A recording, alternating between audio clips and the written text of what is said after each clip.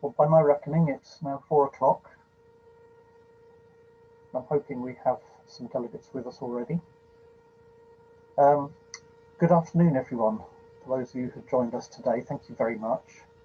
My name is Paul Rideout, and I head the charities team at IBB Law, and I'm delighted to welcome you to our 2021 charity update, this time in a new virtual format for the first time. I'm joined on the panel today by Luke Holt and Mahmood Ramji, both partners at Moore Kingston Smith. Between them, Mahmood and Luke will be providing an outline of some of what we've learned through lockdown life, as well as other developments on the accountancy side of things. Luke will also be telling us a bit about governance during lockdown and about the latest version of the Charity Governance Code.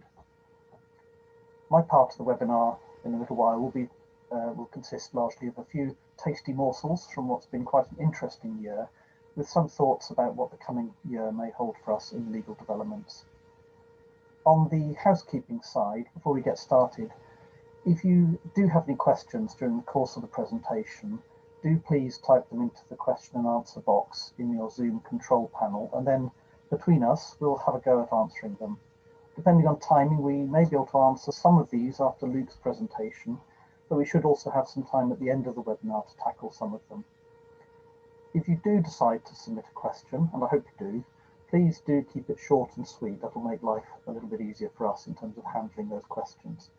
And if you have a question that we don't get round to answering today, bear with us, get in touch with us, and we'll see if we can provide an answer after the webinar has finished. So, over to Mahmood. Okay. Afternoon, everybody. Thank you for joining us for our annual update. Many of you will have been to previous updates. We hold it around this sort of time in January every year, usually at IBB's offices in Uxbridge. So thank you. It's a shame we can't see you all, but it's great that so many of you have been able to attend. So between Luke and myself, over the next half an hour or so, what we'll do is we will share with you some of our thoughts in terms of learnings for the sector from an accounting perspective. So we'll start with big picture. We'll do a little bit on accountancy, a little bit on fundraising and income, and a little bit around governance. And then Luke will cover an update on the Charity Governance Code, which has been updated recently, and some wider sector developments. So that's the plan for the next half an hour or so. And then at the end of that first half hour, we'll try and answer whatever questions there are in the Q&A at that point in time. Okay. So the big picture. Well, you know, our experience of our client base and the sector over the last nearly a year now has been that the sector's been remarkably adaptable and resilient. Many charities managed to move really quickly when the pandemic happened, in terms of delivery, in terms of impact on cost and income, etc. So I think it's a big credit to the sector in terms of how quickly everybody was able to move.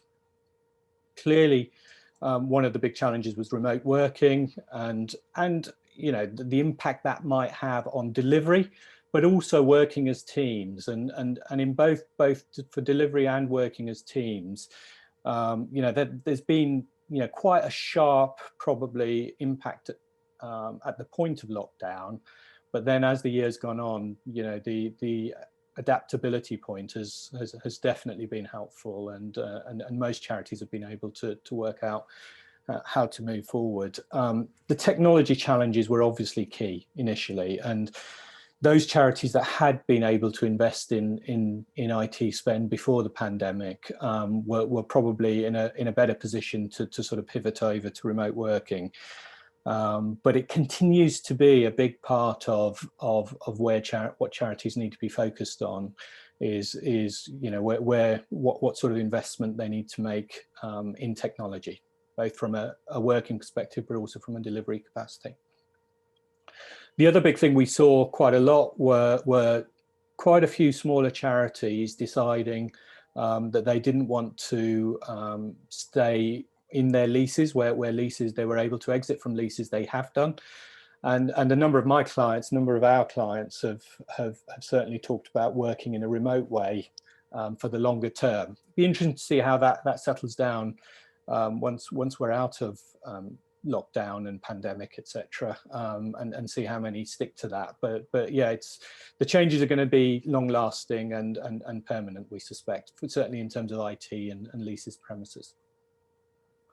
What we also saw very early on in the pandemic was quite a lot of announcements from the government about support that was extensive. In that eventually there was about 750 million of support for the sector, but a lot of that support was targeted at certain sectors, and so I'm aware of lots of charities that that just weren't able to access it. So appreciate it was patchy, but where charities were able to access it, that was obviously helpful. Furlough, again, a number of clients have used furlough, but a number didn't, because actually at that time beneficiaries' needs were significant, and often charity teams are quite small. So it is difficult. It was actually difficult in practice taking advantage of furlough. And we saw some use of delayed payment of HMRC liabilities, PAYE, NIC, and occasionally VAT in the sector. And again, you know, that we've encouraged clients to talk to the revenue as appropriate if that's going to help them through the situation. But from a big picture perspective, I think, you know, our overall view is that the importance of the sector and the added value that the sector delivers, whether it's welfare, whether it's mental health, whether it's, you know, over and above support for the NHS, whether it's canvassing or lobbying, you know, all of those areas has been really, really remarkable. And you know, in the media, through most of the pandemic, we've seen charities have a voice and making that voice heard. So I think from our perspective, for those of us that work in this sector all the time, it's been a huge, you know, positive to see how the charity sector's importance to British society has become so clear. And the support, there's a few surveys out over the last few months which have shown that the British public have also recognised, you know, the how much the sector does provide in terms of support. So I think that's a real, you know, good way to start this seminar is just to reflect on you know, the real positives for the sector as a result of the pandemic. Moving on to accounting. We'll cover sort of 3 or 4 areas on the next couple of slides. So what we're doing here is we're sharing our experience of the work we've done with our clients and where we're spending time with them. Trustees report is absolutely, you know, it's always been important, but I think, you know, certainly in, you know, post pandemic, it's been really important to make sure that that report is updated, that it tells the pre and post COVID story, but it also puts any uncertainty and any future plans into a sensible context.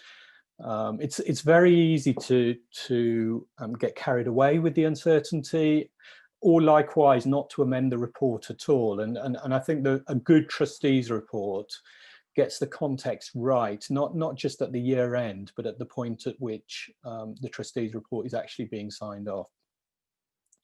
There's been impacts on reserves policy and ongoing concern disclosures in the trustees report as well. And my colleagues on the panel will be coming back to both, certainly to reserves policy as we go through the rest of this webinar. So, going concern. I'm sure most of you will have had conversations with your accountants, with your auditors about you know, going concern and in the context of signing off the financial statements. So just a reminder, when you're signing off the financial statements, it's important, there's a requirement to disclose and consider any material uncertainties that might impact on the going concern status of the charity. Very, very early on in the pandemic, there was regulatory pressure, rightly so, to make sure that there were specific and appropriate disclosures in the trustees report and in accounting policies in terms of the going concern position of the charity. It's really, really important, and we've worked hard with our clients to make sure that they don't end up with boilerplate disclosures. Remember that when you're signing off that you're comfortable, assuming there are none, that there are no material uncertainties for at least 12 months from sign off. And that's quite a long period, as we've all discovered now in pandemic times. So it's really, really important, we've found, to work with clients to make sure our clients have got forecasts that are reliable, that sort of consider carefully what cash flows might be impacting on the charity. So that's a really important consideration, and something that has required quite a lot of additional work for some charities, and I think will continue for some time. So it is really, really important from our perspective that review is done carefully, that you have a sensible conversation with your auditors about what the risks are, so that there is a considered judgment around whether there are any material uncertainties and whether the disclosures are appropriate. It's a really, really important responsibility. The other thing to have in mind when you're thinking about the impact of the pandemic from an accounting perspective is to think a little bit about post-balance sheet events disclosure. Yeah, has anything happened since the year end that should be noted in the annual report? So again, that's something that's really important to have in mind. A couple of links there to useful bits of guidance if you haven't seen it already. So definitely have a look at that guidance if you can. Moving on to a couple of other bits in terms of accounting. Government support cash. Most of you who have used furlough, the furlough scheme, will know that the money that came in from furlough from the CJRS should be shown as income rather than netted off against costs. And any other government grant income, if you have had any other unusual grant income, it's important to liaise with your auditors or your finance team to make sure that you followed the SORP accounting treatment for those. Moving over to the next slide. The other couple of things I wanted to just say on accounting at this point in time. The first was fund accounting. We'll talk a little bit more about restricted funds later on in the webinar, but at this point I'd just say have a think about whether you are making effective use of those restricted funds at the time of, because in the past you may have thought that you can't, and actually it's worth just having a think about that at the moment. Definitely have a look at designated funds. Are they still relevant? And often we see designated funds not change much year on year. Well, I would argue at the moment that for most charities, the designated funds should certainly be changing. The other thing to just think about are unrestricted funds. What level might they end up at over the course of the next year? And if you think there's a challenge in that area, then again, definitely should be talking to your auditors at that point in time.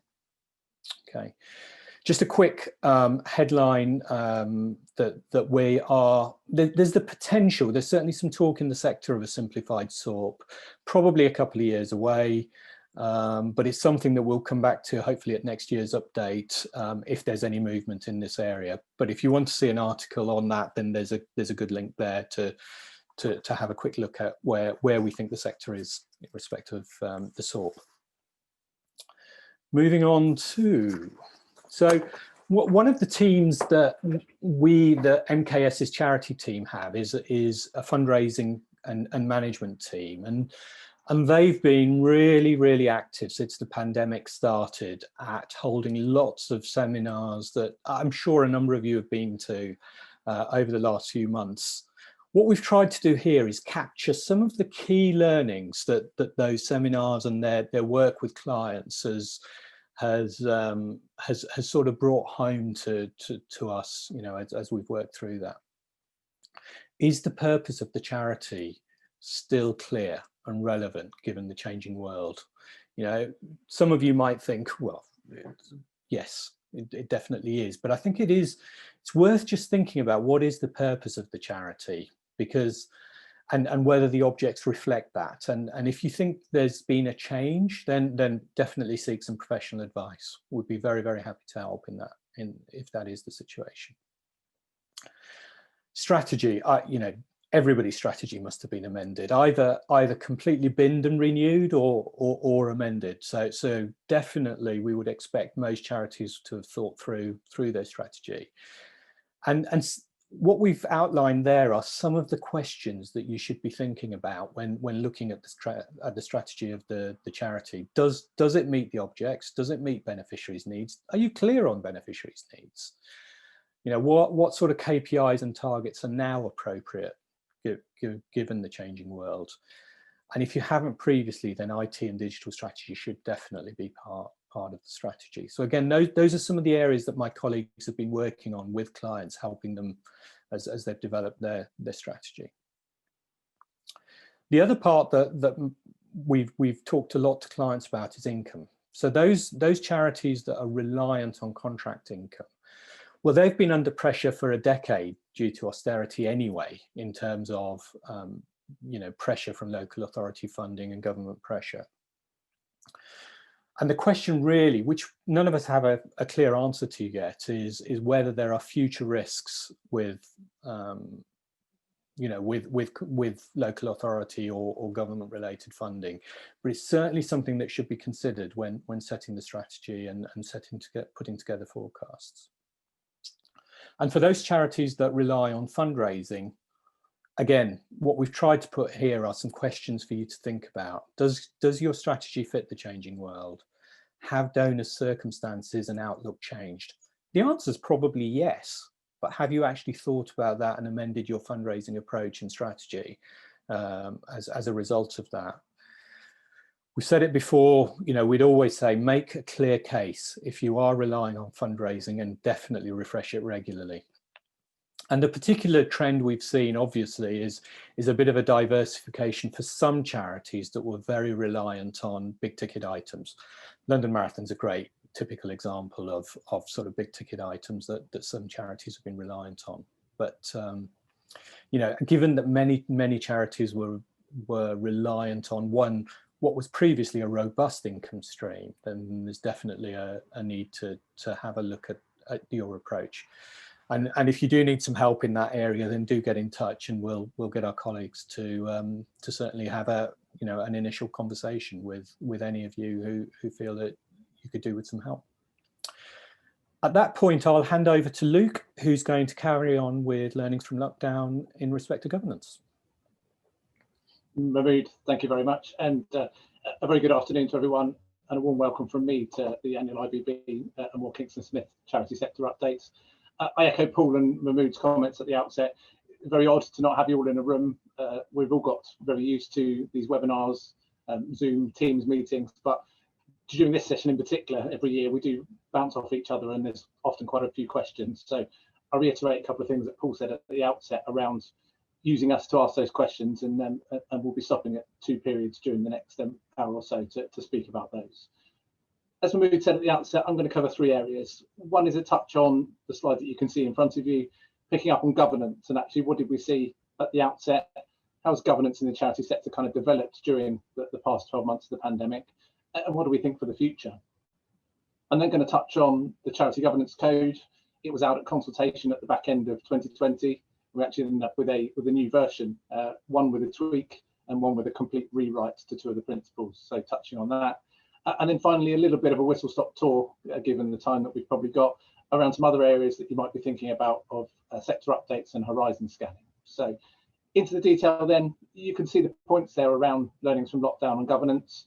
Emergency decisions. If I think back to March and that 17th, 21st of March, how many times did my phone ring around, goodness me, what do we think about furlough? What do we think about closing our offices? What do we think about how to support our trustees? That wasn't a great time for me to say, well, what's your emergency decision policy then? How are you going to put that in place, and how are you going to act in that? Most of the responses, and obviously these clients will remain nameless, is, well, we don't have an emergency decisions policy. Not a great time to realise that you don't have one. So if you're going to go glass half full, as I always am, hopefully you've now got a policy. You've been through 12 months of those difficult decisions. And I think what I'd say on that is an emergency decision policy isn't going outside of governance. It's not any less robust. I think it's just a bit more fleet of foot, a bit more flexible.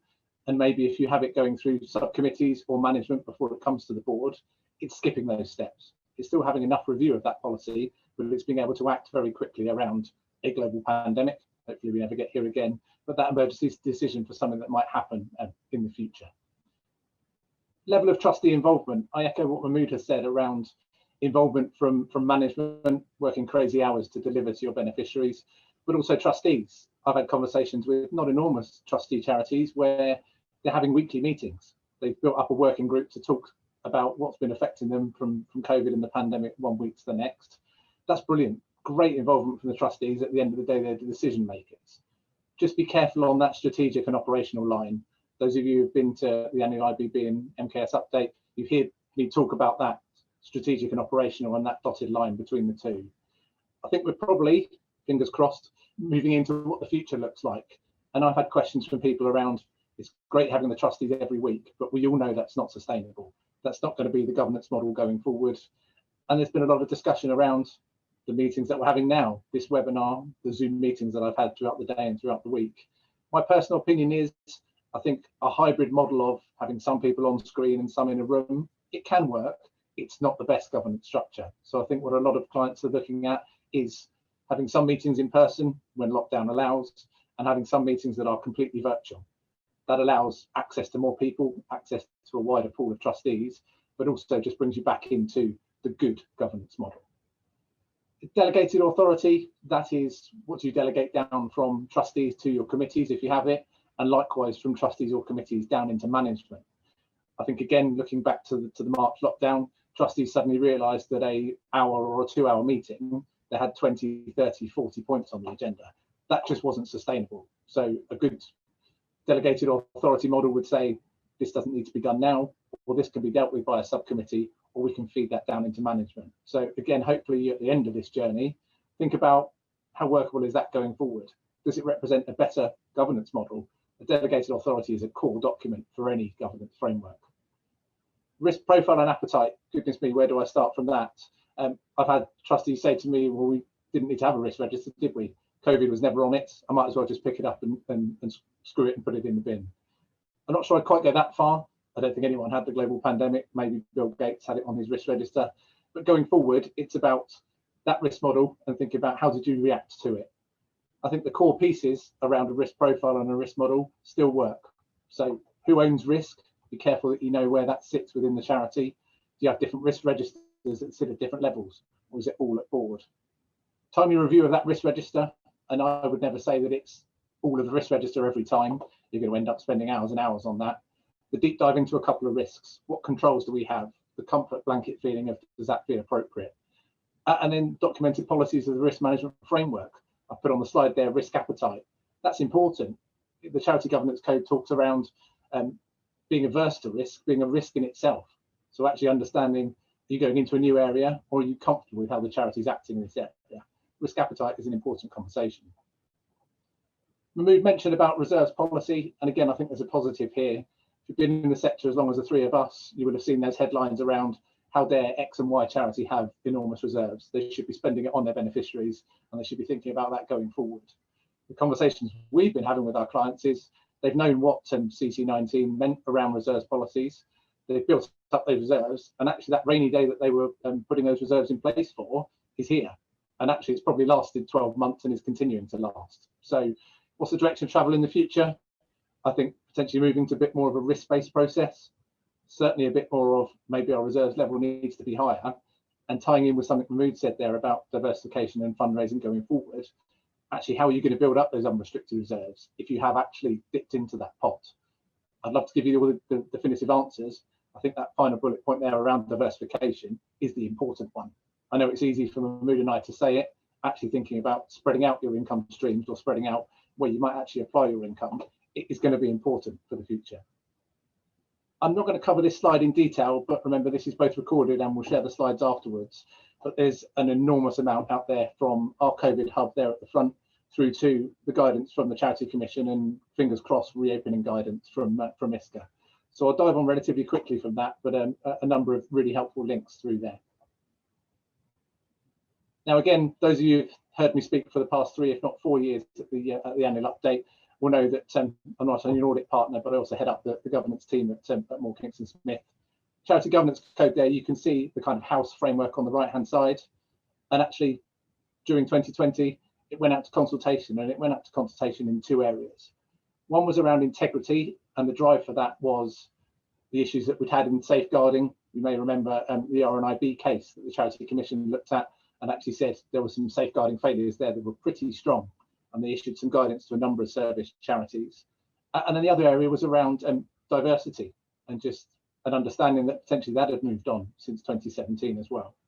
So the rest of the governance code, those other 5 principles haven't changed in the December 2020 version, but we have got 2 changes. So what's changed? Integrity principle there, I mentioned around safeguarding, but it did change one other area as well. Values and ethics is how I've badged it up. So a number of governance reviews that we've done, I suppose I'd be fair to say that I've been quite surprised that charities will always talk about the values and the best for the beneficiaries. It's actually quite rare that a charity has these written down. So has its values, and then the trustees and management say, we're going to buy into this and we will act in line with that. So if there's one takeaway, and it's been expanded in the Charity Governance Code, it's those couple of bullet points there around acting within its values and making sure that everything it does is in line with that. The second part is more around ethics and more around actually making sure that decisions that happen are done in the best interest of the charity. Those of you who took an interest in the consultation will remember it talked around other codes. There was the NCVO's charity ethical principles there that were mentioned. And you can see those 4 bullet points. Fair to say that the bolding and the italics is my inference. That's not from the governance code. But just picking up the 4 additional areas that they bring into there. No one should be unduly influenced by those with personal interest. That comes back to declared conflicts of interest and making sure that collective responsibility, the trustees are making the best choice for the charity, not just because one person has an interest or a bugbear regarding on that conversation. No personal group has undue influence. That's effectively the same part, but it may be a group of 2, 3 or 4 people that are trying to drive the charity in a certain direction when the 10 other trustees actually don't believe that's the right way forward. Power imbalances at board level, you can sometimes get that when certain people are appointed from certain positions, or again, when self-interest is coming in there. And then the final parts, the consultation talked about actually embedding the NCVO charity ethical principles into the code. They haven't gone as far as that. Actually, what they've said is the Charity Governance Code is great, but don't be averse to actually looking at other principles, other bits and pieces that you could feed in. And that's other codes, and that's where the NCV code is referenced through. And then on safeguarding, actually, hopefully for everyone listening here on the webinar, most of this should be what you've seen before. There was a lot in the press around the safeguarding incidents that we had. The Charity Commission came out and said, if you haven't looked at your safeguarding policy in the last 6 months, as far as we're concerned, if we investigate, it hasn't been written and it's null and void. So you've ended up with 3 areas here. The consultation at the outset spoke about, actually, do we need a safeguarding principle? And actually, me for one, I'm glad to see that we haven't gone that far. I think that probably would have been too far to start bringing in more principles. But the integrity principle has picked up 3 new areas. Ensuring the right to be safe, that's charity governance speak for safeguarding. And then 2 areas. The trustees, because remember the buck stops with you, those of you on the webinar who are trustees, understand their responsibilities and promote a culture in which everyone understands that safeguarding is important. And then 3.72, 3 bullet points, but picking up on 3 things. The policies again, so if they've been written, if they've been shared and everyone is living alongside those. You're aware of what your key safeguarding risks are. So if, like RNBI, you're using an external party to run those schools, understanding what the risk is and how you're monitoring those. And then information and training. How often do we come back to that around policies and procedures? It's great, but if it gets put in the proverbial drawer and never looked at again, that's not great. There needs to be training, refresh, information on that of why this is important. And then the second part of the Charity Governance Code refresh, integrity, I suppose you could talk about, it was a tweak. It was adding in a couple of areas, but the rest of the integrity principle remained the same. The diversity principle, that can't be said. Effectively, it's out with the old and in with the new. The old diversity principle has been completely rewritten. What's in a name? It's now called the Equality, Diversity and Inclusion Principle. I think there's actually quite a lot in that. It shows we've got a number of terms that are actually more well received and more understood in the charity sector. And it talks very strongly about a charity's EDI journey. So it's not, here's everything in the Charity Governance Code, this is what you should have in place, and just tick the box.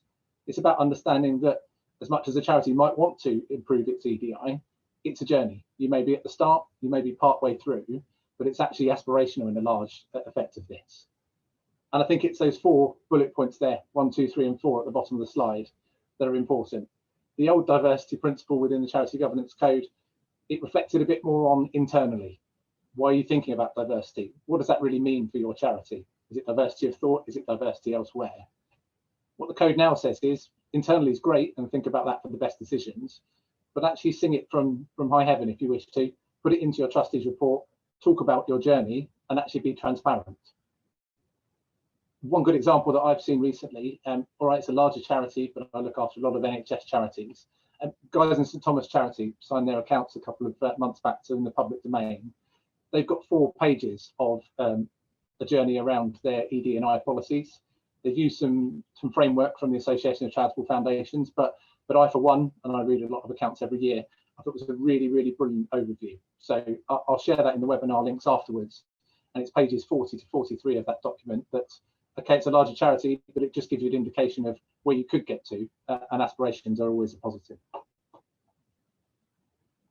Again, from a codes point of view, a few helpful links there. I won't pause on those during the webinar because, again, I'll share them with you, but hopefully you find those helpful looking forward. And then just a couple of minutes from me on other potential sector updates. There's been a lot going on in the sector, but obviously with the pandemic, some things do slow down. So just picking up a few that you might be thinking about. Carbon reporting. Those of you as trustees or management who are involved in PLCs or large listed companies will be aware of that. That regulation's been around for a while. For 31st December year ends, it got dropped down to charities of 36 million turnover or bigger. Again, you might be sitting there going, I'm a £1 or £2 million charity. Frankly, why do I care? And actually, what we've seen from a lot of our clients is they don't care that it's actually compulsory for that level. There's been a bit of voluntary disclosure or voluntary update of this, saying we think this is a key issue. We've seen the David Attenborough or anything else and say we care about this. We're going to start either internally managing our environmental policy, or we're going to put in our accounts that we don't have to do SECA, but we're going to put some of those disclosures in there because we believe this is something for the future. I think that's a brilliant uptake. Again, the governance code is voluntary. The more people that do it, the better sector we've got going forward. Corporate Criminal Offences Act, that sounds pretty scary. To be frank, it is pretty scary. Fines from that can be unlimited. Effectively, what it's looking at is that phrase there, criminally facilitating tax evasion. Again, I can hear the questions on a webinar. We're charities, we don't pay tax, we don't need to think about that. Actually, you pay VAT. You can think about PAYE from one day to the next. What that act says is you need to have training within your organisation and policies to make sure you're not deliberately not paying your VAT, or you're not deliberately underpaying PAYE. On record, do I think charities are in the crosshair? No, but are they applicable? Absolutely, categorically. So again, I'll share some details with that after the webinar. Last couple then, and I'll just do them in reverse order, given something that came out a couple of days ago. Making tax digital. You remember I've called this in previous years, making tax difficult. That's moving to VAT recording and putting it digitally onto submissions to HMRC. You may remember there was a soft landing until April 20. When the pandemic hit, that was actually extended to April 21. Doesn't look like it's moving again. So from after April 2021, you need to have a making tax digital policy. You need to think about how you're going to do that digital link for your VAT returns feeding into HMRC. And we've been doing a lot of work on that in the NFP sector. So as we mentioned earlier on, come back to us with questions, queries, or if we could help you with that going forward. And why did I do these in reverse with regards to ethical and responsible investments?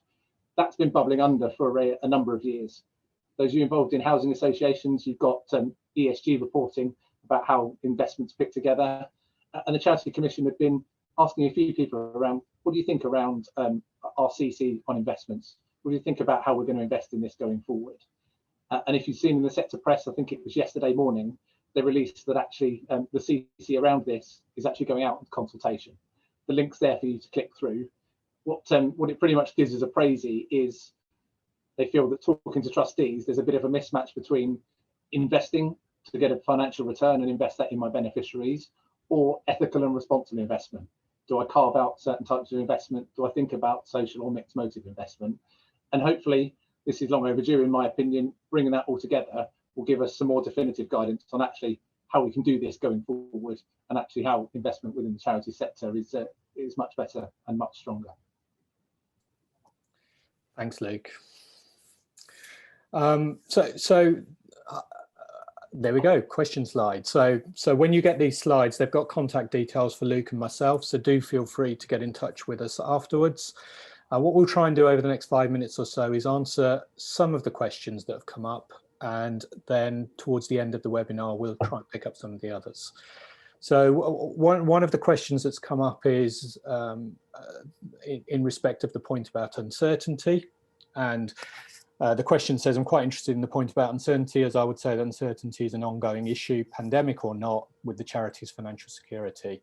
Spot on, I agree. I think my personal view is that increasingly over time, pre-pandemic, people were looking at the trustees report as a selling document. And I think it's become clearer that actually it's important to actually disclose the uncertainty, you know, if it's significant to the charity in the trustees report. That doesn't mean that automatically means a modified audit opinion. I think it's about being open with the level of uncertainty that is there, but in the right context. I sit on our firm's panel that overlooks all the accounts that we sign off from a going concern perspective. And we've seen relatively few sets of accounts where we've actually had to modify the audit opinion, qualify the audit opinion on going concern from a going concern perspective.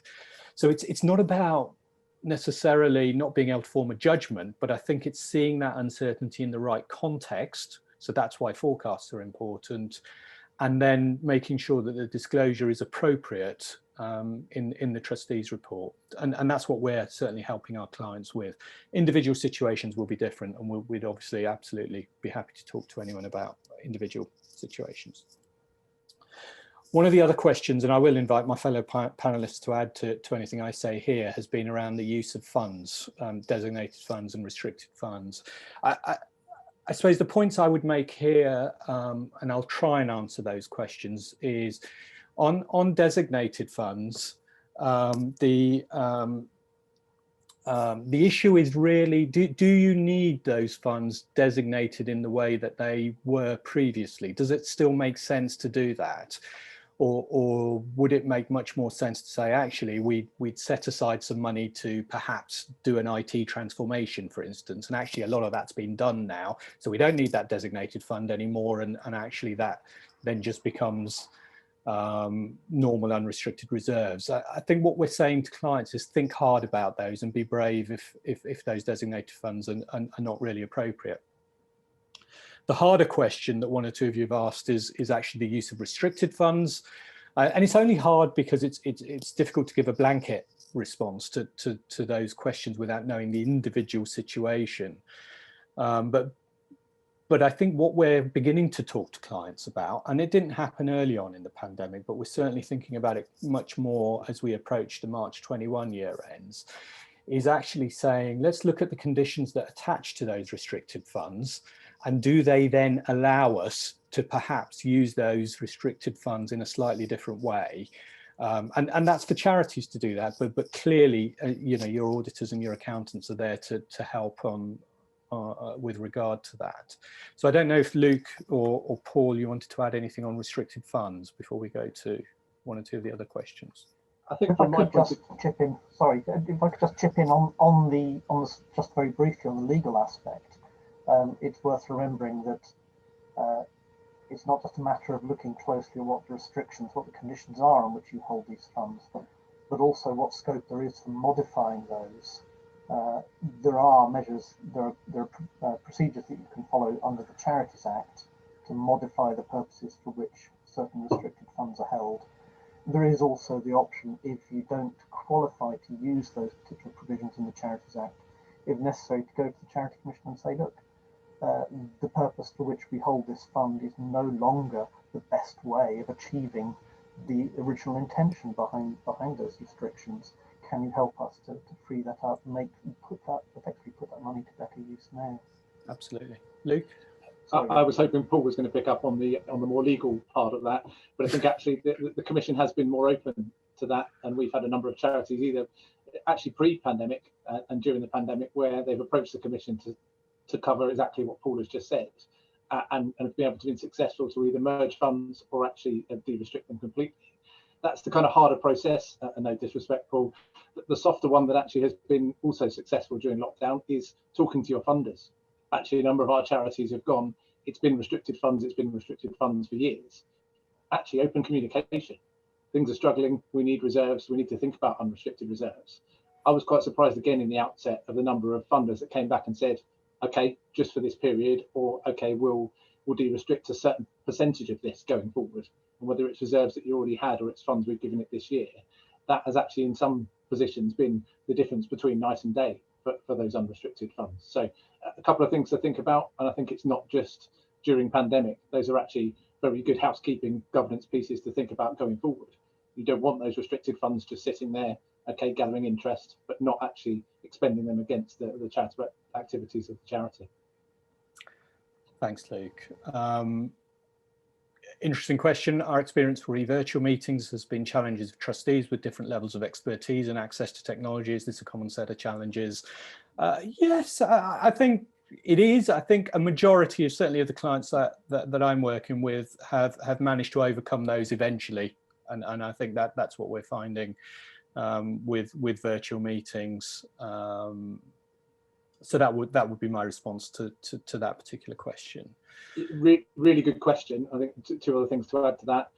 Taken on Trust, the Charity Commission survey that it did of 80,000 trustees back in 2017, it was flagged up that IT strategy and IT skills at trustee level was an issue. So the sector's been aware of this. We've been moving it forward, but it's not as fleet of foot around IT and technology. I'm going to move away from the easy answer around age and access to technology. I don't always think that is the barrier. We didn't want the pandemic to change these sort of things. Again, the glass half full piece may be that going forward, people are a bit more au fait with IT. They're actually going to be better to access documents, access emails, not printing everything out, and being able to come on these webinars or being part of meetings. So it's been kind of forced upon us, but actually, if you've still been able to deliver under that point of view, there's a positive there. There's a silver lining to that cloud. Thanks, Luke. There's a question here about if accounts are not subject to audit, only to independent examiner, does the examiner need to consider going concern issues? Yes, they do. And the trustees have that responsibility to consider the going concern issue, whether the accounts are subject to audit or not. And if there are concerns, then they need to be adequately disclosed in the accounts. So that's the key point, is to make sure they're considered and then disclosed in the accounts as appropriate. So that's what I'd say to that. It's not just audited accounts. Came in under CC32. Sorry, yeah, just to add, CC32 changed 3 things around independent examinations. So again, pre-COVID, but going concern. Okay, not as much detail as myself or Mahmood would look in to sign off an audit, but there's still a requirement to look at going concern. And if it isn't, open conversations with the trustees. So not a get out from an IE point of view. Still there, but the bar is lower. I think at this point, if we we'll let Paul do the legal part of this update for the next 20 minutes, half an hour, and in the meantime, we'll try and mop up some of the other questions at the end of the session. So over to you, Paul. Thank you very much, Mahmood. I will now try and share my screen. I can find the right screen to share. There we go. Bear with me, this is the first time I've presented on a live webinar, but here we go. You should be able to see the slides now.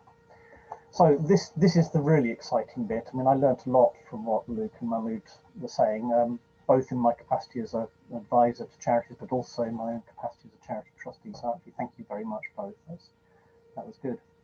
So 2020, that was quite a year. I'm going to quickly run through a handful of reports from the Charity Commission's regulatory casework. I'm then going to have a look at a few judgments from the court, slightly cherry-picked to be of interest, particularly quite late in the afternoon. I'm then going to have a look at some of the guidance that the Charity Commission has lined up to help charities cope through the pandemic. And then I'm going to do a little bit of crystal ball gazing about what might be heading our way on the legal front, at least, in 2021. So what has the Charity Commission got to offer us? This regulatory case report demonstrates a couple of important points for trustees who are faced with making difficult and potentially unpopular decisions. The hospice trustees had conducted a comprehensive review of the services they provide across Somerset, which led them to a proposal to close its inpatient service and focus instead, as I know many hospice charities do, on community-based services. And the trustees knew this might be a controversial decision, and they not only consulted stakeholders and took advice from experts in the area, but also filed a serious incident report with the Commission. Sure enough, social media was used to run a campaign against the closure proposal, and the Commission was inevitably dragged into the fray. The Commission found that the trustees had acted appropriately, and that their decision was within the range of decisions that a reasonable body of trustees could have made, that being the Commission's standard test in such cases. They also confirmed that the trustees had been guided in their decision-making by the hospice's charitable purposes and by the best interests of beneficiaries generally. Now, another key point made in the Commission's report, and this is an interesting one from in relation to my own practical experience, is that the trustees took that step of reporting the closure proposal to the Commission using the serious incident reporting scheme. Now, I have on several occasions advised charity trustees to do exactly that, even where it might be arguable that the charity wasn't actually suffering the sort of loss or damage that the serious incident reporting scheme might originally have been designed to catch. Now, I've done this because it's a good way to get your side of the story to the Commission before the Green Ink Brigade, or should I say the keyboard warriors, get to them with their version of events. It's also good to be able to show the Commission up front that the trustees are taking their decisions seriously and that they're aware of the possibility of controversy. This next case about the National Rifle Association is an interesting one. Historically, it's a bit of a quirk. Promoting marksmanship has been recognised as a charitable purpose because it certainly used to be, apparently, a good idea for the general public to be able to shoot straight. History in this case was the humiliating defeat of British troops at Majuba Hill at the end of the First Boer War, when British troops were overwhelmed by the superior marksmanship of the Boers, many of whom, as I think their name suggests, were actually farm workers. The Commission had engaged in a major project in the 1990s, and I remember it happening while I was there, to remove from the register any gun clubs that were unable to demonstrate that they were actually promoting the efficiency of the armed forces. In the case of the NRA, the Commission found that there was still recreational civilian marksmanship being carried on within the charity, and they told the NRA that that must stop. Now, as it happens, the NRA has a trading subsidiary called the National Shooting Centre, where civilians can engage in recreational shooting, and that subsidiary generates a profit which is then paid up to the NRA to support the charitable work of the NRA in support of the efficiency of the armed services. Now, provided the civilian activities are carried on within the trading subsidiary, and provided they continue to generate profits to support the NRA's charitable work, and provided those two strands of activity are kept separate from each other, then the Commission is happy. Now, on to another fairly colourful, shall we say, story from this last year. The trustees of the Prince Andrew Charitable Trust had reported to the Commission the potential reputational risk following that broadcast by the BBC of an interview with Prince Andrew. Although the Commission was satisfied with the trustees' response to that reputational risk, it did then go on to look at the charity's accounts and found that things were not quite right. In particular, it emerged that a former trustee had been paid by the charity's trading subsidiaries for acting as their director. That former trustee was an employee of the Duke of York's household, which was later reimbursed by the charity's trading subsidiaries for a proportion of the employee's time, and that amounted to over £350,000. Now, technically, that reimbursement was in breach of charity law. The funds of the subsidiary are themselves an asset of the charity, and as you probably know, charity assets may only be used to make payments to a trustee where there is a clear legal authority for that to happen, and that was not the case here.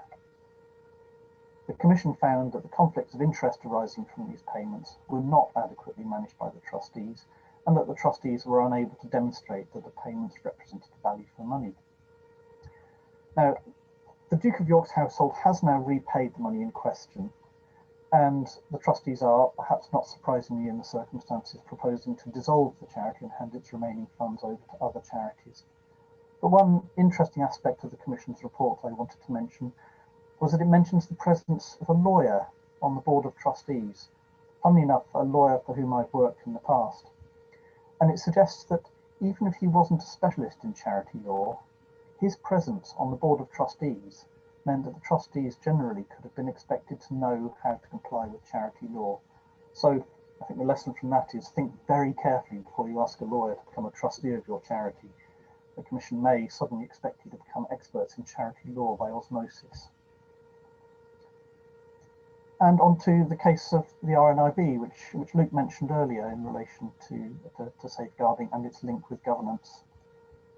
Back in 2018, as you may recall, the Commission had opened an inquiry into concerns about a specialist centre in Coventry that was operated by the Rnib, and it identified systemic shortcomings in respect of the charity's ability to manage the very complex and specialist care needs of the home over the previous few years.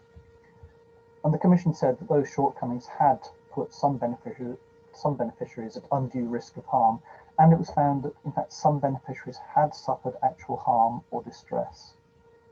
And the Commission determined that those shortcomings did amount to misconduct and serious mismanagement in the administration of the charity. Interestingly, the Commission recognised that those shortcomings were not entirely attributable to the trustees alone, but were failings of the charity structure as a whole. And this may well explain why the Commission's regulatory response to this misconduct and serious mismanagement was an official warning to the charity rather than anything more draconian against the trustees personally. Now, the inquiry report, which came out in June last year, came out at the same time as a wider regulatory alert, and Luke mentioned that as well, which went out to large or complex service providing charities and directed their trustees to make sure that their corporate governance is fit for purpose. Charity trustees must, the alert said, have a robust oversight of their charity's operations and structure, taking into account the complexity, scale, nature, and associated risks with its activities. The alert also suggests a variety of measures that trustees can take to ensure that they have the oversight they need. I'm going to move on to some court cases now. First one, I don't know how many of you know about the National Fund. I first met it in the 1990s, again when I was back at the Charity Commission, and it's clearly been troubling people ever since then. It was set up by an anonymous donor in 1928 with the aim of paying off at least some of the national debt. At the beginning of 2020, the High Court granted permission for a relative of that original anonymous donor to be joined to proceedings about the future of this money, which now amounts to, I think it's about £512 million. Now that's nowhere near to pay off the national debt, which now stands at, I think, over £2 trillion at the moment. But it's certainly quite a lot of money for a relative to receive if the court were to decide that the trust was void from the outset and that the money should be returned to the donor's descendants. Anyway, in October, the High Court then ruled that the National Fund was a valid charitable trust, meaning that the court may be able to make a scheme under the C. Prey doctrine to allow the money to be put to some similar purpose, and a similar charitable purpose. The case involving the Agudas Israel Housing Association relates to discrimination law. It was a Supreme Court case and focused on the question of whether a charitable housing provider had unlawfully discriminated against non-Orthodox Jewish applicants or breached the Equality Act by allocating housing exclusively to members of the Orthodox Jewish community. The court held that the charity's blanket policy for allocating housing was proportionate and lawful under the Equality Act in reliance on two sections in the Act. Those two sections are, firstly, the exemption in section 158, which says that the Equality Act does not prohibit a person from taking any action which is a proportionate means of achieving the aim of alleviating disadvantage experienced by people who share a protected characteristic, reducing their underrepresentation in relation to particular activities, or meeting their particular needs. And the other exemption is under section 193 of the Equality Act, and that's specific to charities. And that says that a charity which restricts the provision of benefits to persons who share a protected characteristic will not contravene the Act if the charity is acting in pursuance of its governing documents and the provision of benefits is for the purpose of preventing or compensating for a disadvantage that's linked to the protected characteristic. Now, the court's ruling in this case will provide a lot of reassurance for those charities who further their objects by helping people who do share a protected characteristic as defined in the Equality Act, who can now see that they can use blanket policies in this way without falling foul of the Act. And gradually the case names get harder to pronounce. I think this one is pronounced Letimaki and others against Cooper. This judgment is the latest chapter in the long-running saga about the Children's Investment Fund Foundation. Now, the particular facts of this case are extremely unusual and really very unlikely to crop up in any other charity. But in essence, the charity was in a situation where company law required it to seek the approval of its members to make a payment, which in this case amounted to $360 million, to another charity, because technically that payment was compensation for loss of office by one of its trustees. Dr. Letimaki was the only non-conflicted member of the charity, and the High Court had, back in 2017, directed him to approve the payment to the other charity. On appeal, it was held in 2018 that the members of the charity owed fiduciary duties to it, but the court could not compel Dr. Letimaki to vote one way or the other on the basis that there was no evidence of breach of duty on his part. Now, this latest judgment confirms that members of a charitable company limited by guarantee do owe a fiduciary duty of single-minded loyalty to the company's charitable purposes. However, quite what those duties will consist of or mean in practice will have to be worked out on a case-by-case basis according to that judgment. As I say, it's not very often that this issue will crop up in charities, but this ruling does tend to confirm at least the line that the Charity Commission has taken over the years, namely that members of a charitable company do owe duties to the charity that are in some respects similar to those owed by its trustees in terms of loyalty. And please forgive my pronunciation or mispronunciation of Amharic. The case of the Ethiopian Orthodox Tewahedo Church of St Mary of Debre Zion in London also deals with the duties of members of a charity. Rather topically, it also happens to be an example of what can happen when people bring legal challenges to the outcome of elections that they don't like. Now here we're looking at a charity set up as a CIO, a charitable incorporated organisation. As you may know, one of the features of a CIO is that the Charities Act imposes an express duty on its members to exercise their powers as members in the way that they decide in good faith would be most likely to further the purposes of the CIO. Now this case ended up in court because, perhaps not surprisingly, there was a factional split in the charity, and supporters of one faction sought to challenge the validity of the elections held for the position of trustees of the new CIO on the basis that they thought the members casting their votes had not complied with their duty under the Charities Act.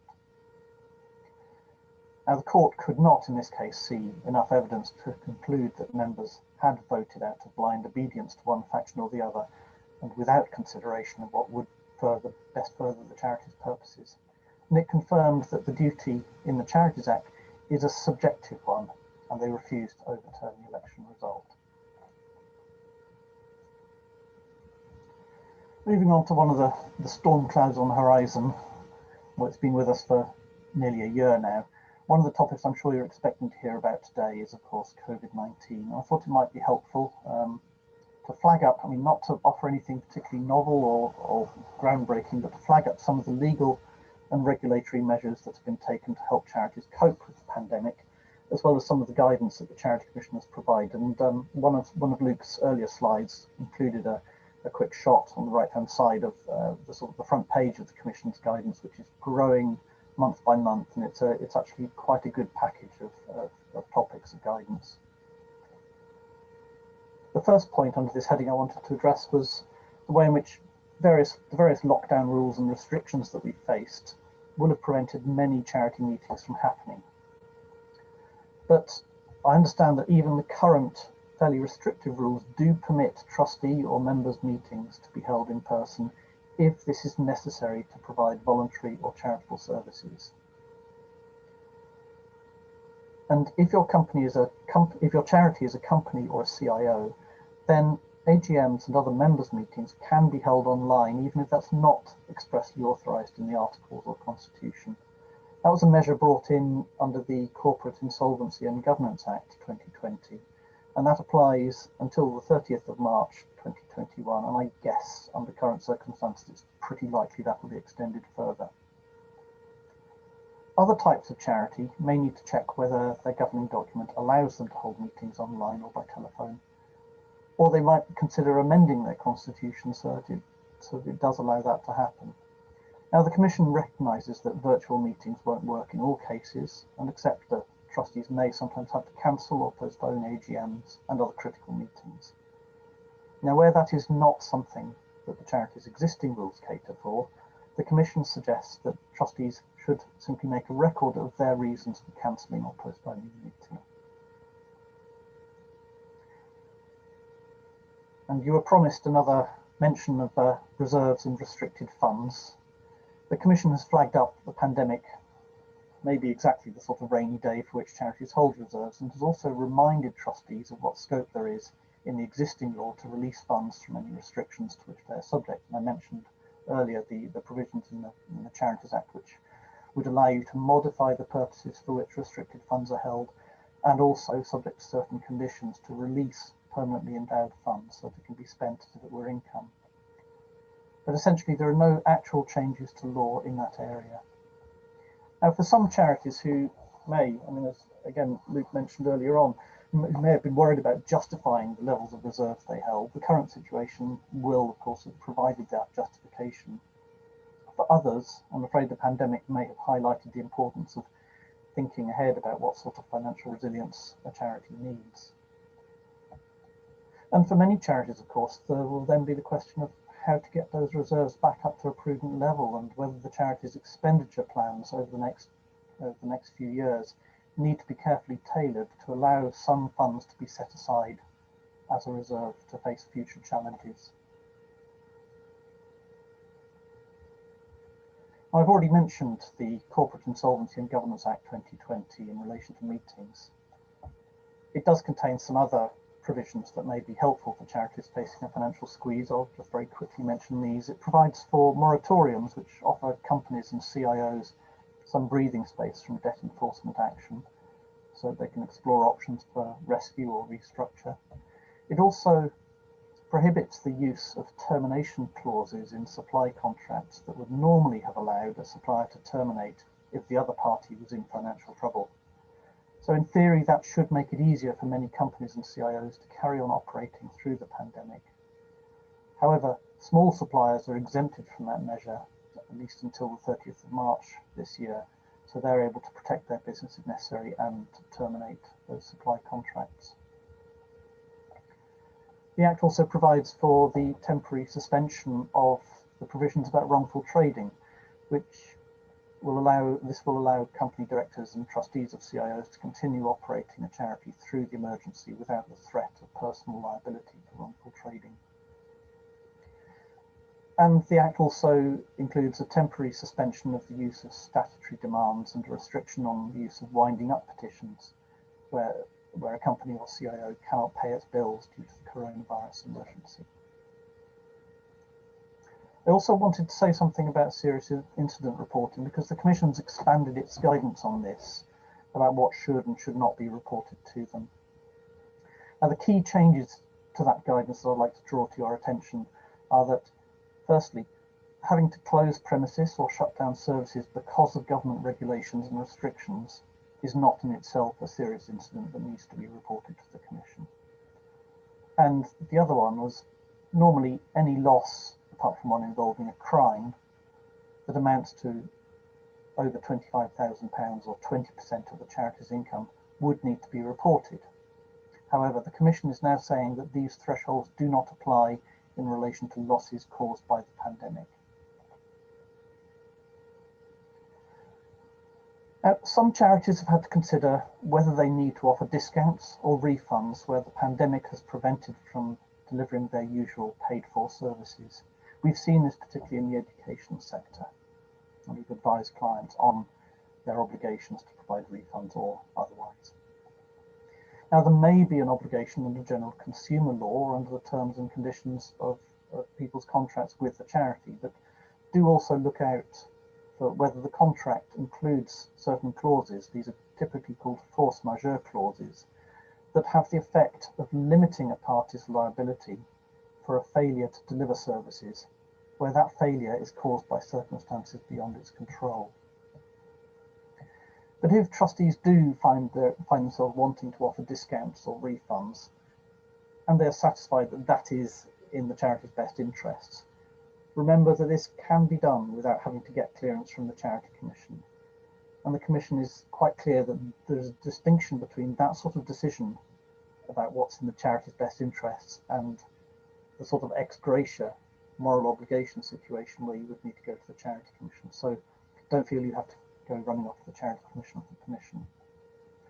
Now, when I was discussing the subject of refunds with Luke and Mahmood last week, Luke actually raised a question with me about what happens when some fundraising event has had to be cancelled because of the pandemic.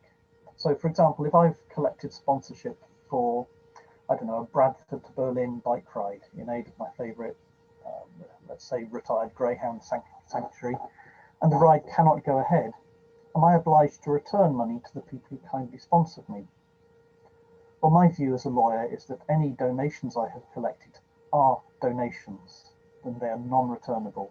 And the fact that I've then not got on my bike does not mean that people are entitled to their money back. In fact, supporting fundraising activities of this sort is not the sort of commercial transaction where the donor would be entitled to a refund if I'm not able to prove that I made it to Berlin. Having said that, one thing I wanted to flag up here was that HMRC have made it slightly easier for charities effectively to convert money that they've received as ticket prices for attending cancelled events into a donation. I was interested to read this because I myself had spent some money last year on tickets for an event which was cancelled at a fairly short notice, and I didn't actually want the ticket price back because this is a very worthwhile charity and we wanted the money to stay with them. Now, HMRC have said that if the event is cancelled because of the pandemic, they will accept that where a person is due a refund but decides to donate that money instead to the charity no longer has to go through the rigmarole of actually providing the refund and then getting a fresh donation. And the charity simply has to keep a record of the person's agreement to donate their ticket price to the charity. I've included in the slide here, which you'll get after the event, a link to that whole compendium of Charity Commission guidance, which is very, very helpful. So, what about 2021? What's it going to bring? I suspect we won't be treated to another comet as dramatic as this one swept across the northern horizon in July. But I think we're going to see quite a lot of charities considering restructuring and mergers. We'll be looking, we will, I think, see charities looking to join forces in an informal, collaborative way, as well as by full-on merger. Now, I remember predicting this in the wake of the financial crisis of 2008 and 9, and it didn't materialise in quite the scale that I expected then, so who knows whether I'll be wrong this time as well. Charities will probably continue to look for ways of releasing value from assets, whether that's by getting restricted funds released or simply by selling up property that they've got used to not using quite so much. Just thinking about all those offices that have stood largely empty for several months already. And if any of them are owned outright by charities, there's some scope for freeing up funds. And a fairly small technical point, there are some 30 to 40,000 small charities with income between £5,000 and £100,000 a year that are currently accepted from the obligation to register with the Commission. These charities include some churches and chapels, a lot of scout and guide groups, student unions, some funds held in connection with the armed forces, and foundations that own school sites. Now, the regulations that accepted them from having to register are due to expire in March this year. I doubt whether the Charity Commission will have the capacity to bring them all onto the register quite yet, so I wouldn't be at all surprised if those regulations get extended. You may recall that there was an attempt recently by a number of, I think it was 17 NHS Foundation trusts to claim charity rate relief, and that this was unsuccessful on the basis that the functions of NHS Foundation trusts were not exclusively charitable, but included things that were merely related to the provision of health services. It was a very technical judgment, that refusal of relief, and it looks as though there will probably be a further judgment in this case, as 11 of the 17 trusts who brought the original case have now applied for permission to appeal. I mentioned the National Fund earlier. Now that we know that it's a valid charitable trust and the court could make a scheme to put its money to good use, we could see that £512 million distributed to other charities. Or we may in fact see that money being swallowed up by the Treasury if they get their hands on it as a relatively insignificant contribution to the national debt. And I feel I have to comment on levelling up our communities. Levelling up has been a new term for me over this last year, gradually getting my head around it. You may recall that Danny Kruger MP made a case back in September in his report called Levelling Up Our Communities, for that national fund money to be used to create a community recovery fund to help with recovery from the pandemic. I just wanted to comment on a couple of other proposals in his report that caught my eye. Firstly, recognising that the roots of much charitable activity are in faith of all sorts, he suggests that faith leaders may be encouraged to make a commitment to help with certain social issues. And those social issues could be anything from problem debt, children in care, rehabilitation of prisoners, or rough sleeping, or anything else. And in return for that commitment, the government would impose on public sector bodies a duty to cooperate with those faith groups' efforts in those areas. I think it'll be very interesting to see if something comes of that. Secondly, he proposes a deal with the tech giants such as Google, Facebook, Apple, and a couple of others I've forgotten. Oh, Microsoft probably is one of them. And his suggestion is that the tech giants should be encouraged to design new, what he refers to as digital infrastructure for communities. And he gives the example of converting the 2,800 community libraries up and down the country to operate as hubs where the digitally excluded can get access to online services. Now, nobody expected 2020 to turn out quite the way it did, so please don't blame me if there is a fault in my crystal ball, but I hope it's giving some ideas about what might be coming our way. So thank you for listening. I hope it's provided you with some food for thought and some useful pointers. As I said earlier, I've learned quite a bit from what Luke and Mahmood were saying earlier. Should we go and have a look and see what questions are waiting for us now? Yeah, I think Paul, maybe yourself or Luke, there's a question here which says, we filed a serious incident report early into the pandemic. How frequently should this be updated if the planned response is working? Is it sufficient to close off in the next TAR? So, my view on that is that unless you've actually provided a commitment to provide an update, or it's clear that there's ongoing further action that hasn't yet been put in place, put in train, there is actually no particular obligation to report further. I have on a couple of occasions reported serious incidents and made it absolutely clear to the Commission that I will provide updates, because fast-moving situation, and I've done so.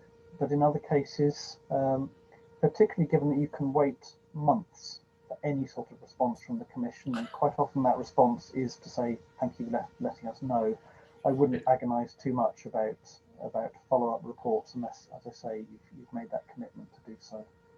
Yeah, I think that's pretty much what we see. You know, it's not. You know, even pre-pandemic, you know, with serious incident reports, unless it was something pretty critical, then you generally get a thanks for letting us know comment. So it is, if you haven't made that commitment, then don't feel obliged, I think, as you say, is the answer.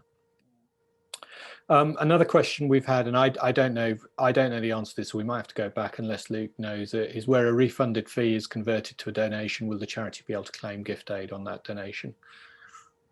I do indeed, and usually no, because it was effectively a debt for a transaction. But actually, it was James Cross, one of our fellow partners at Kingston Smith, that actually looked into this and worked with the charity tax group to take this forward. And it has been now confirmed that where you're moving from something you were paying for with an event, as Paul used as an example, if you're moving that to a donation, it is now akin to a donation, and that charity can take gift aid relief. Isn't a blanket exemption going forward, so be careful. But for those affected by the pandemic and affected by COVID, yes, there is the double benefit of not only donation but also the gift aid accordingly. So yeah. And probably just a couple more, one is which has come in through the chat rather than Q&A, but that's fine. Is if it is apparent there are trustees applying personal interests, how can staff deal with this, please? So I don't know if that's a question for you, Paul, or Luke wants to go, or come and talk to us individually might be the answer. I sort of flinched slightly on reading that, because yes, it sounds like a very difficult situation that you're looking at. And I think that whole question of the interaction between staff and trustees, as Luke has talked about on a number of occasions at these events, it's a difficult balancing act. Certainly, as a member of staff, if I were to become aware of trustees acting in a way that looks as though they're pursuing their own personal interests rather than the best interests of the charity, I would know that there is a duty on me to speak to someone about it. Now, quite how you would approach that, who your first port of call would be, I think probably would depend very much on the nature of the charity and the structure within it, who the right person to talk to would be. Yeah. And whether there are any whistleblowing sort of procedures set out on the charity itself. Luke? Exactly what I was just going to add. Without knowing the full details, can't give a full answer, but I agree with everything Paul's just said. And we do have these where people will whistleblow, and then me and my team will go in and look at those governance reviews. So on the face of it, that certainly shouldn't be happening. It's against charity regulations, it's against the Charity Governance Code. We come back to collective responsibility and best interests of the charity. So if it's audited or i.e. you'd be picking up conflicts of interest or related party transactions, that's the softly approach. If it's worse than that, it's around legal representation or a whistleblowing policy. So more than happy to pick that one up offline. If you'd like to talk to Mahmood, Paul or myself, then please do, because we'd be happy to help. Thanks for that, guys. And then I suppose another question that came in through the chat was, under the Charity Governance Code, is safeguarding broader than policies we may have for safeguarding adults in child protection? So I don't know, Luke, if that's an easy question to answer. Easy question from me. Effectively not broader, but it will be all fed into the same area. So safeguarding around adults, vulnerable people and beyond is probably even further on than the Charity Governance Code. The bits that have been added into the Charity Governance Code around safeguarding is for those where people just haven't thought about it, or actually have thought about a policy and then parked. But if you're working with vulnerable people or vulnerable adults, you will have detailed policies there. And I'd go back to what I said on the slides when I presented around education, training, and making sure they're up to date. So would that generate a refresh for you and your charity? Not necessarily, but actually just cross-referencing to say, now's a good time with the governance code being updated in December 2020. Are you aware of these policies? And we need to make sure that we're acting in accordance with those whenever we work with beneficiaries. Okay. I think we've dealt with a lot of the questions that have come in, and I'm conscious that a webinar of this length is quite a long quite a long webinar for people to concentrate on, and the number of participants is slowly dropping off. So I propose that we draw it to a close in a moment and hand over to Paul, but we will make sure that as much of the material we've talked about, there's also been a request on the Q&A to see if we can get the responses to the Q&A available as well. I've no idea on the technology, but we'll certainly give it a go in terms of just trying to, give as much helpful guidance as we can to participants. But I think if we go back to I think Paul to just close off. Yes, thank you very much, Mahmood, and thank you very much for that range of questions. Interesting sort of broad selection of topics. Thank you to everyone for joining us online. I am really heartened to see the sheer numbers of people participating today. Obviously, as Mahmood said, sad not to see you in person and to see your smiling faces, but lovely to know not only that a lot of our regular attenders will be out there, but also loads of other people are out there whom we have not been able to reach in past years. I think we will learn a lot from this. I think we'll probably consider making these sorts of events available online in future, because clearly it's a really effective way of overcoming the practicalities and the restrictions, even outside a pandemic, of travelling to somewhere as frankly not necessarily very appealing as Uxbridge for these events. So thank you. We do look forward to being able to host more events in person in the future, partly because that does give us such a good opportunity to talk to people informally and privately about some of these sorts of issues that we've discussed. But as we've said before, if you do have particular questions you want to put to us, please do get in touch with us. You'll have our contact details on the slides. We're very happy to follow up any queries that you have.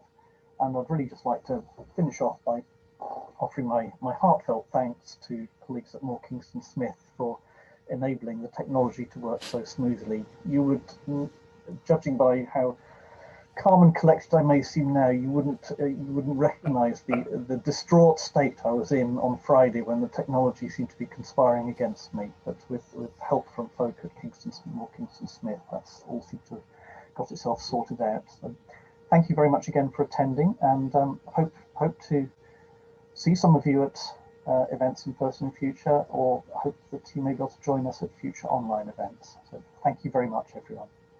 Thank you.